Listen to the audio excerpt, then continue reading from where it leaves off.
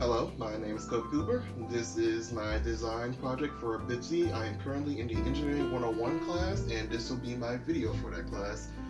So my idea was basically, visually impaired people usually have more or less ways to get around, so they know where they are. My main idea was the walking stick, how they can move around the walking stick and tap it on the ground, or anything they need to know where they are. So if there's a ledge, they can know where that is. If there's a road, they know that to be in a road. And what made me think is that, well, what do they do for the objects that are upwards above their walking stick that they can't just wave around in the air because that'll be dangerous? So hanging signs, hanging signs in general. What do they do about that? How do they know what that is? Well, my idea from that was that what if we can make a device that we can strap onto the head or body so it can sense in front of them and tell them, hey, something's approaching you from up above you. You might need to back up or maybe move out the way. So that's where my idea came from, and this is what I made for it.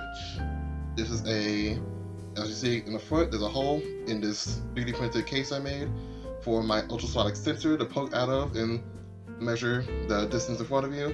And here is my Arduino Nano, and then right here is an ultrasonic, is a piezo speaker. That's how I'm using to tell you that something's in front of you by letting out a tone or pitch command.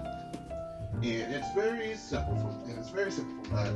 If something is too close, my code will scan the distance that the piezo speaker is taking, and it'll set off a tone. And how the piezo speaker works is that it sends out a ping in front of it, and then waits for that ping to bounce off something and then come back into the sensor.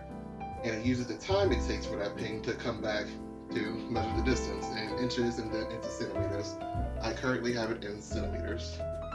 And then once that gets a certain distance, my code will tell my piezo speaker right here to go off a specific tone that I tell it to. And then that's pretty much it. Let me do a demonstration for you so you can get the idea.